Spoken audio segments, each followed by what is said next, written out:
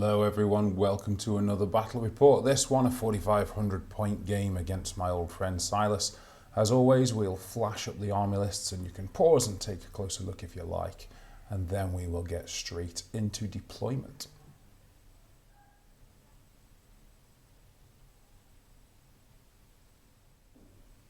Okay, so here we are in deployment then. The map is map number 7. The deployment type was encircle. I would be the attacker and Silas would be the defender.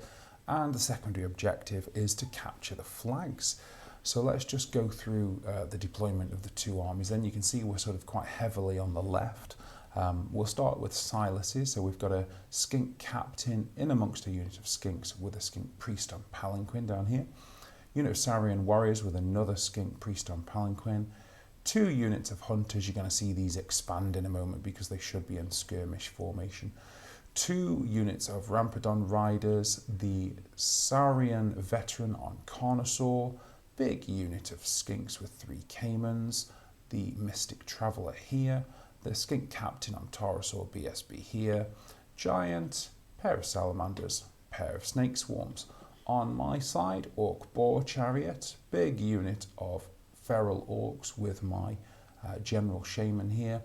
Unit of goblins with my witch doctor here. Another orc boar chariot, goblin king on gargantula. Splatterer, big unit of iron orcs. Unit of raiders here, these are forest goblins. Great green idol, and another unit of feral orcs. And then down here, scouting, is a unit of raiders. Oh, and another splatterer just there. There you go, that's deployment. Now, Silas would get the first turn, so let's get into his movement 1 after we've done our vanguards, of course.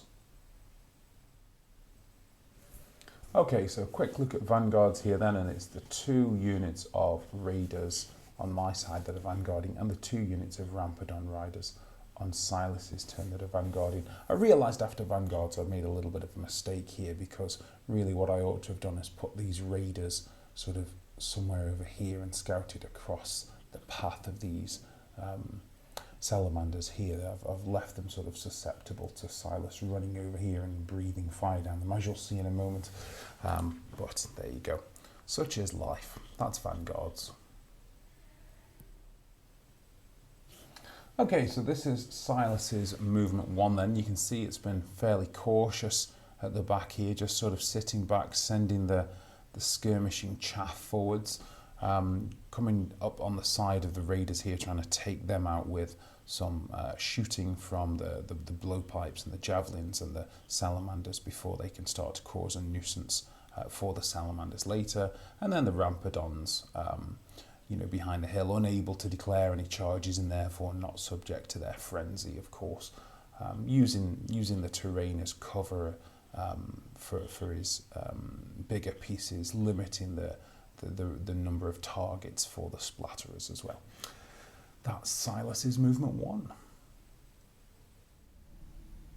Okay, on to the end of Silas's turn 1 here then, and in the magic phase he's got the swarm of insects off against the great green idol and done a wound. His salamanders did a wound to the raiders down here, and the Taurosaur shooting also only managed 1 wound. Quite a poor round of shooting from these 2 units. And then the giant here did 6 wounds on the feral orcs. I think actually that's a mistake, because the giant is not a light troop and therefore doesn't have march and fire, so I suspect that he would have actually been out of range, but I think we forgot about it, but we'll let it slide. It's only 6 orcs. And that's the end of Silas's turn 1. Okay, on to my movement 1 here then. So a few things that I've done here. I've brought these iron orcs into the view of the Rampadon riders. The reason for that being that the BSB and general are a good distance away from these Rampadon riders. So if I can get them to fail a frenzy check, then they're going to have to charge at the iron orcs here, unless they declare a charge at anything else. And everything else they either can't see or would be suicide. So that's the idea there.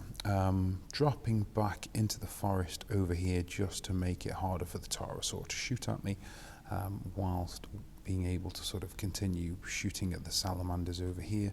And then sort of an overload on this flank down here, really. There's 3 secondary objective scoring units down here that I want to take out. So I'm going to sort of be trying to head down this way and flatten these 3 is the plan.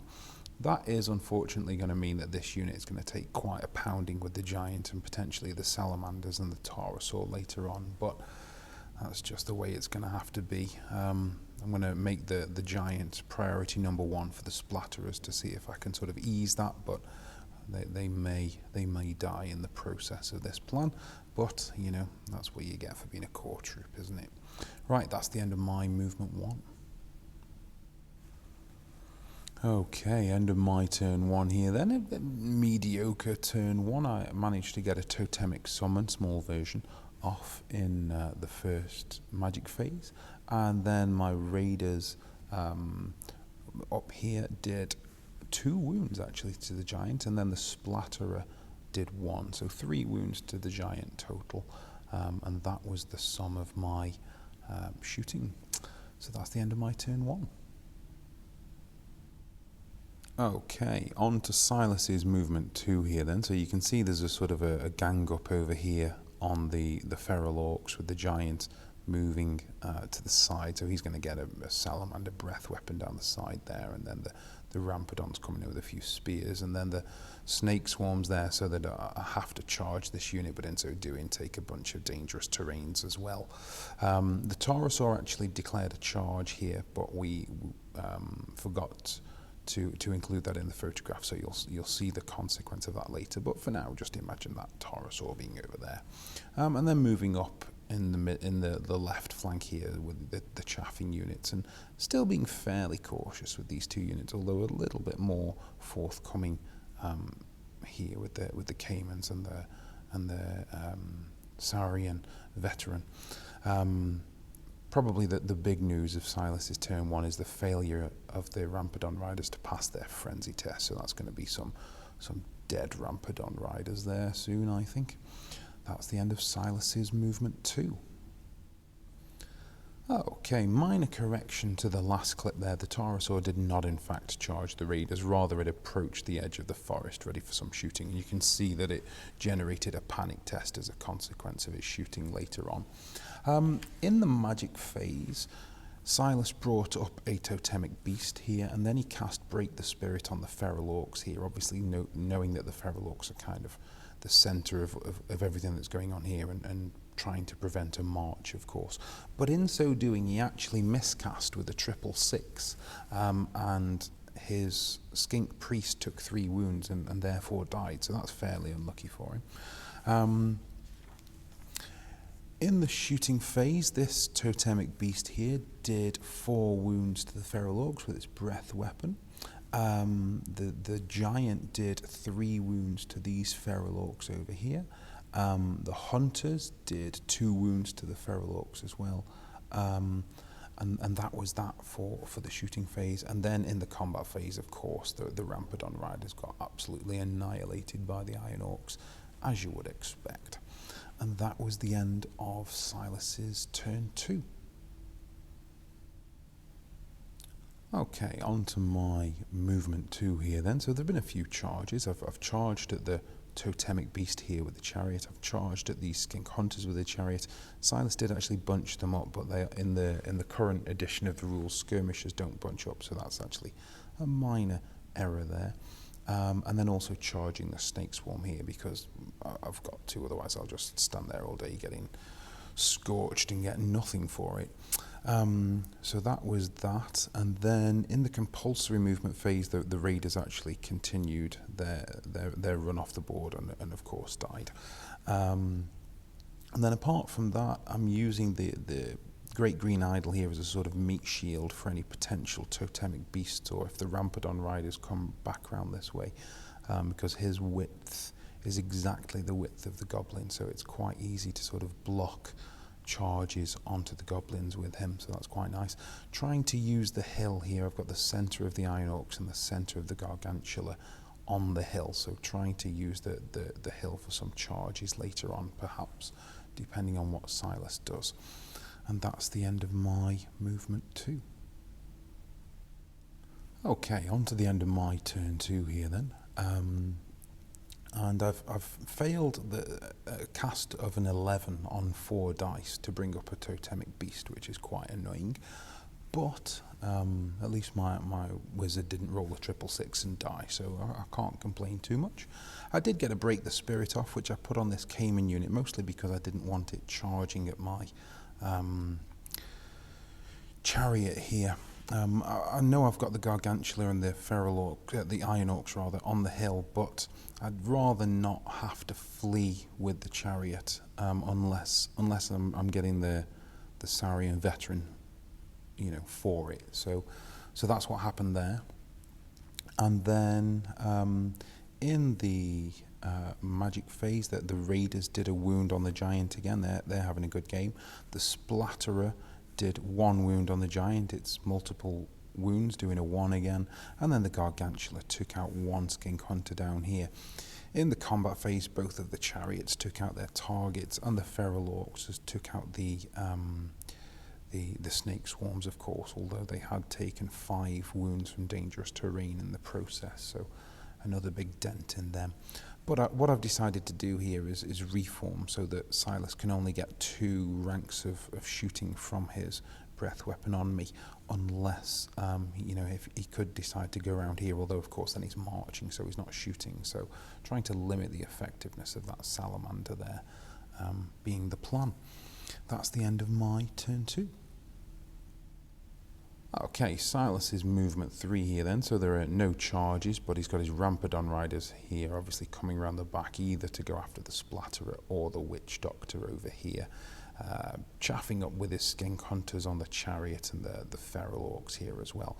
A little bit sort of dithersome with his veteran, I feel, and his Skink Cayman unit. They're kind of back and forth, and that cannot be getting the best out of them. So you can't blame him. I mean, there's a big unit of Iron Orcs on a hill who can swift stride once per game, sort of bearing down on him. So, I mean, taking that on is suicide. But, yeah, I don't feel he's got the most out of this unit. I don't really feel there's anything cohesive going on with these two.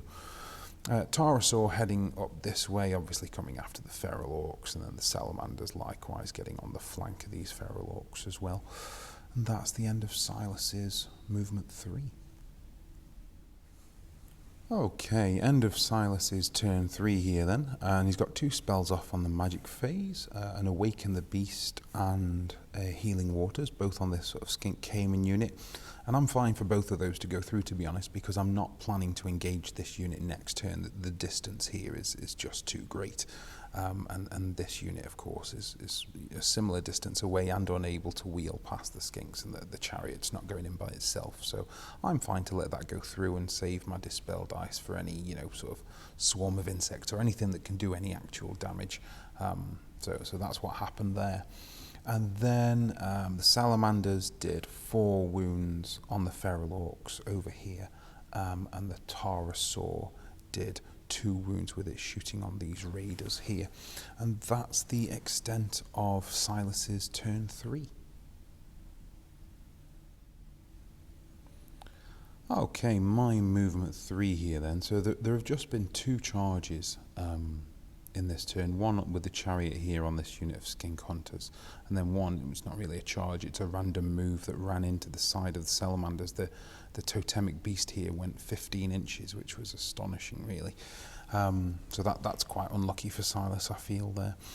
Other than that, I've done a swift reform and then an advance over here, so the sort of closing down on Silas now. The noose is tightening, as it were. I've been quite cautious with the Gargantula, but there is sort of a method to the madness there, because I'm using the Great Green Idol and the chariot here to sort of limit the capacity of the Rampadon riders to get into the Witch Doctor, and also potentially the Stygiosaur. I don't want the Stygiosaur getting into the chariot, so the Gargantula and the Great Green Idol sort of protecting the slightly squishier things that are going on here. So a little bit cautious, but I'm okay with that, because I feel that time is sort of running out for Silas down here, really. It's only turn 3 at this point. Raiders failing their march test, but still managing to just about get into shooting range, so that's something. Yeah, that's pretty much it. That's and a reform here, a swift reform there as well. So that's the end of my movement 3. Okay, so this is my turn 3 then. And in the magic phase, I've managed to get a pyroclastic flow and a swarm of insects off on this unit of skinks down here. Now, swarm of insects is only strength 1, but skinks are only resilience 2, so it was wounding on 5s. Between those two, I inflicted 7 wounds, which is more than 25%. And of course, the general's all the way over here, the BSB's all the way over here. They are cold-blooded 6, I think, 5 or 6. Anyway, they failed their one attempt at a discipline test, and they've ran off the edge of the board. And of course, they were quite close to the edge of the board. And I do think there's a learning point in there. You know, the danger of letting your BSB, as big and scary as it is, go kind of roaming does endanger your other units, particularly if they're not, you know, within the range of the general. You've got to babysit some of these units a little bit. So I'm quite happy with my magic phase there, getting one of those scoring units off the board. Splatter has hit the giant again, only causing 1 wound on it yet again. But the Raiders managed to get the last wound off, so the Raiders have really, really done well in this game. And that's the death of the giant, which of course means that this unit is safe from any salamander attacks now, although it does have a pterosaur bearing down on it, so, you know, swings and roundabouts. So yeah, what else happened in this turn? The beast caught the salamanders as it beat them in combat, and the chariot smashed through the hunters as well there. And that was the end of my turn 3. Okay, before I get into Silas's movement 4, any of you who are not British wondering what I'm dithering on about with swings and roundabouts, swings and roundabouts is a British saying, and it basically means that things come and go, good things come good and go, bad things come and go. You know, you get a positive and then there's a negative, or vice versa. So that's what that was all about.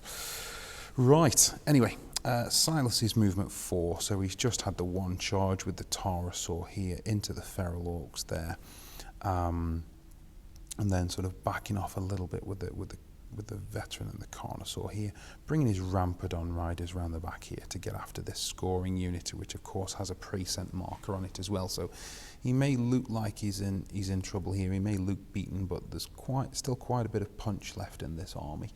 So yeah, there you go. Silas's movement 4. Okay, end of Silas's turn 4 then, and you will have noticed that the Cayman's backed off again in Silas's movement phase, which is why I was content to let the healing waters go off on it yet again, because the gap remains too big here. I'm not going to close them down in 1 turn, so again, saving the Dispel Dice for things that can do any actual harm. Rampedons did 2 wounds from shooting, and the pterosaur smashed the feral orcs and reformed, ready to receive the charge down the hill there of the Iron Orcs. Pterosaur is in quite a bit of trouble now, I think. That's the end of Silas's turn 4. Okay, on to my movement 4 here then. So there's just been the 1 charge. I've declared my WAG, or my war cry, because it's quite a long charge for these Iron Orcs. So swift striding reroll down the hill onto the pterosaur, and they have managed to get in there. Totemic Beast is also random moved into the pterosaur as well. On this side, again, sort of trying to close the noose, tighten the noose. I've gone right up to the edge of the dangerous terrain here without actually taking any dangerous terrain tests, and then using the Great Green Idol to protect the rear of this unit of goblins, making the charge should be impossible because of the angles involved. And then the chariot here ready, you know, if the Rampedon should, you know, sort of plop down in this space here, perhaps being the idea there. raiders as well, going after the Stygiosaur and making themselves useful. That's the end of my movement 4. Okay, end of my turn 4 here then, and in the magic phase I've got Enveloping Embers off on this big Skink and Cayman unit. Now Enveloping Embers is 1 strength 3 hit for every model in the unit, and the majority of models in that unit are resilience 2, so it was wounding on 3s. It inflicted a significant number of wounds, killed about half the skinks in the unit actually, and they generated a panic test, and of course they were close to the board edge. No BSB in range. The general was there, but Silas just rolled high. He was unlucky because his general was sufficiently babysitting that unit, but one stray roll and that kind of does it when you're up near the board edge, and Silas rolled a 5-5-6 for his cold-blooded, so they were off, so that was unlucky for him, I'm afraid. Catapult misfired in the shooting phase, but then this catapult inflicted 3 wounds on the veteran over here as well, and the raiders did a wound on the Stygiosaur, so quite a successful turn 4 there. And then of course the Iron Orcs saw off the Tarasaur as well, and that was the end of my turn 4. Okay, Silas is movement 5 here then, and he's made a really good play here. I feel I hadn't seen this, and full credit to him for it. What he's actually done is thrown all 3 of his remaining hitters on this one big unit here, which is of course a scoring unit, and it has my general and my spellcaster, and the general also has the Crown of Autocracy, so there's a lot of points to be gained from this unit. So he's gone in with the Saurian warriors, he's gone in with the veteran, and he's gone in with the Rampedons as well, so fair play to him for that. And then the Stygiosaur just kind of up here doing what the Stygiosaur does. That's the end of Silas's movement 5. Okay, end of Silas's turn 5 here then, and you can see that play that he just made in the movement phase has been a very successful one. He got the Oaken Throne and Summer Growth off in the magic phase, undoing a lot of the damage that his veteran had taken, and then he smashed through that Feral Orc unit, killing my general in the process as well. Although the Rampedon riders, of course, chasing the Feral Orcs would mean that they would not clip the goblins, but nonetheless the Saurian warriors and the veteran have overrun into the goblins, so now my second shaman is in trouble, and that just goes to show you just actually how much punch there was left in this army. It was a good long charge that he made, and he could have failed it. It was a risky sort of business, especially with the Gargantula here, but he made the charge, and I suppose he had to really. But that does of course mean that in turn 5 the Gargantula can't see anything, so that's annoying. Yeah, good counterplay from Silas there. That's the end of his turn 5. Okay, on to my movement 5 here then. So 1 charge with the chariot onto the Rampedon riders, but I'm hoping to be able to do this combat first and overrun into this one and get a double, sort of a bunny hop as it's sometimes called, a double impact hits is what I'm going for there. And then positioning these units here to kind of come in and support and follow up later on. If the goblins can only take 9 wounds and I can inflict enough wounds on the Saurian warriors, i.e. if this chariot gets in and does its impact hits, the goblins might end up being steadfast. So I know that seems like a ridiculous proposition, but not all the Saurian warriors are in combat, and with the impact hits as well, and I'm going to issue a duel which might reduce the Carnosaur's impact if Silas isn't willing to accept it with his priest. So I'm wondering, I'm hoping, praying a little bit for some steadfast goblins over here, but we shall see. That's the end of my movement 5 anyway. Okay, end of my turn 5 here then. So in the magic phase I gave my goblins flaming swords, +1 to wound, just giving them everything that they can to score any points. Misfire here with a catapult which broke down, and a misfire over here with this catapult as well, taking a wound. The chariot beat the Rampedons, but the Rampedons rolled a double 1, and therefore the chariot wasn't able to overrun into the combat, which meant that I didn't do enough damage to the Saurian warriors, therefore the goblins were not steadfast and broke. I did issue a duel with my champion, but Silas accepted that with his priest, which meant that the veteran on Carnosaur was able to get, a decent damage output. He killed my witch doctor, so I have no wizards left on the board, but neither of these two units were able to catch the goblins as they fled, so they are at least still alive for the time being. And that was the end of my turn 5. Okay, Silas's movement 6 then. So there have been 2 charges, one with his Stygosaur into the catapult over here, just trying to score some points, and then he's also charged on the flank of my chariot here. And of course, what he's looking to do here is smash through the chariot and then overrun into the fleeing goblins, which would of course kill the goblins. So, he's gone from being on the back foot to sort of coming out swinging, really. And if he kills this goblin unit, then he will have killed 3 of my scoring units, and I will have only killed 2 of his at this point. So he stands to claim the secondary objective. So it's a really good fight back from Silas. And then just moving over here with his Carnosaur, trying to sort of use the Great Green Idol to sort of the positioning here to kind of limit the number of charges that can make it in over here. So I'm going to be forced to make some choices over here. That's Silas's movement 6. I should have mentioned actually in that last clip that he had first declared a charge on the goblins with this unit, which is why they ended up in this position here rather than being up over here. Anyway,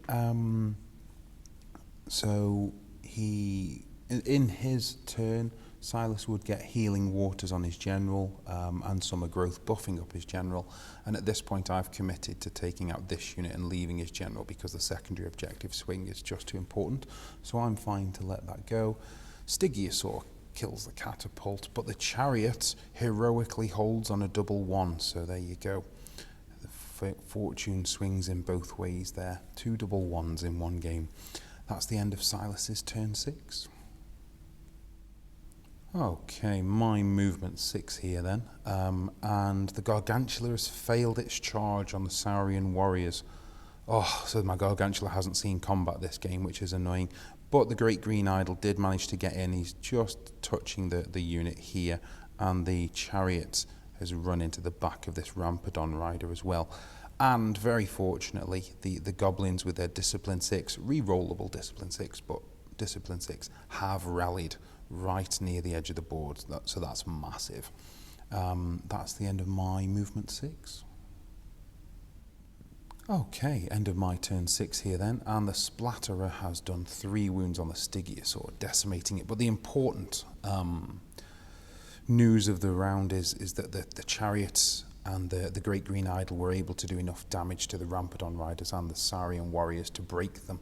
And so therefore the game would end up with me scoring 3,785 to Silas's 2,280, a difference of 1,505 therefore, which makes it a 14-6.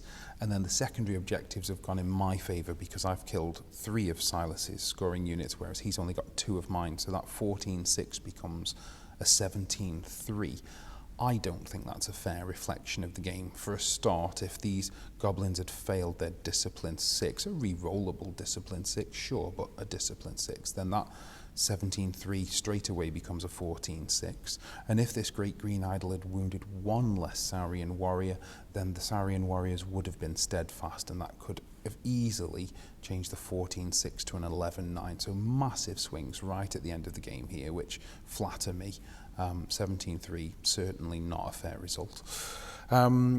Quick reflection on the game. I played my Gargantula far too conservatively and needed to just get him out there and scaring things. I threw away my raiders, got too tempted by the forest. I could have just as easily come around over here, so gave those away.